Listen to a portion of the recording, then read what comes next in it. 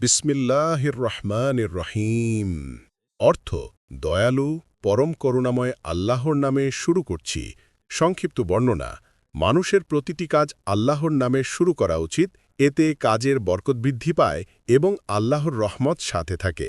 এই আয়াতে আল্লাহর দুইটি গুণ রহমান ও রহিম দ্বারা বোঝানো হয়েছে, যে পৃথিবী ও আখেরাতে তার করুণা সব সৃষ্টির প্রতি প্রবাহিত।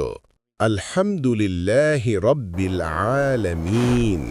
অর্থ সব প্রশংসা আল্লাহর, যিনি সমগ্র সৃষ্টি জগতের প্রতিপালক। সংক্ষিপ্ত বর্ণনা: এই আয়াতে আল্লাহর প্রতি কৃতজ্ঞতা প্রকাশ করা হয়েছে, কারণ তিনি সব কিছুর মালিক, রক্ষণাবেক্ষণকারী, জীবনদানকারী ও নিয়ন্ত্রণকারী। মানুষ, প্রাণী, আকাশ, জামিন সব কিছু আর ইচ্ছায় চলছে, তাই প্রকৃত প্রশংসা একমাত্র তারই প্রাপ্য। আর রহমানির রহিম। অর্থ তিনি অসীম দয়ালু, পরম করুণাময়।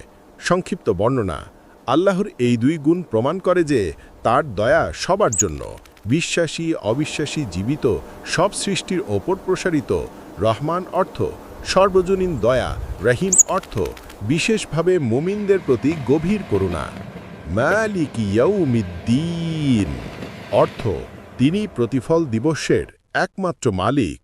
সংক্ষিপ্ত বর্ণনা: কিয়ামতের দিনে আল্লাহ ছাড়া কারো ক্ষমতা থাকবে না। সেদিন প্রত্যেক মানুষ তার কাজের সম্পূর্ণ হিসাব দেবে। ন্যায় বিচার শুধু তার হাতে, তাই দুনিয়ায় সৎপথে চলা পুরস্কৃত হবে এবং রংবইং শাস্তি পাবে। ইয়াকা না'বুদু ওয়া ইয়াকা নাস্তাঈন। অর্থ আমরা শুধু তোমারই ইবাদত করি এবং শুধু তোমারই সাহায্য চাই। সংক্ষিপ্ত বর্ণনা: বান্দা এখানে তার আনুগত্য ঘোষণা করছে।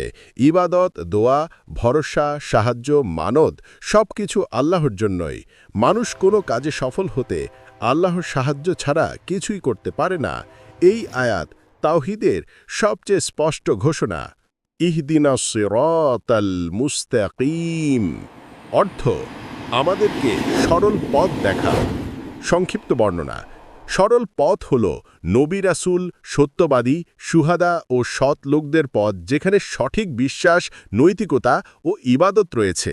আল্লাহর দিক নির্দেশনা ছাড়া কেউই সঠিক পথে স্থির থাকতে পারে না, তাই প্রতিদিন এ দোয়ার মানুষের প্রয়োজন।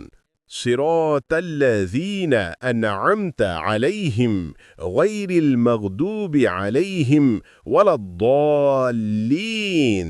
অর্থ তাদের পথ, যাদের ওপর তুমি অনুগ্রহ করেছ, যারা তোমার ক্রোধের পাত্র নয় এবং পথভ্রষ্ট নয়। সংক্ষিপ্ত বর্ণনা: এ আয়াতে আল্লাহর নিকট সেই পথ কামনা করা হয়েছে যা তার নেক বান্দাদের পথ, যারা ঈমান, সৎকর্ম ও সত্যের ওপর দৃঢ় ছিলেন। একই সাথে দুই ধরনের পথ থেকে বাঁচার দোয়া করা হয়েছে। এক, যারা জেনে বুঝে আল্লাহর বিরোধিতা করেছে, মাগদুব। দুই, যারা অজ্ঞতা বা গোমরাহির কারণে পথ হারিয়েছে, দাল্লিন।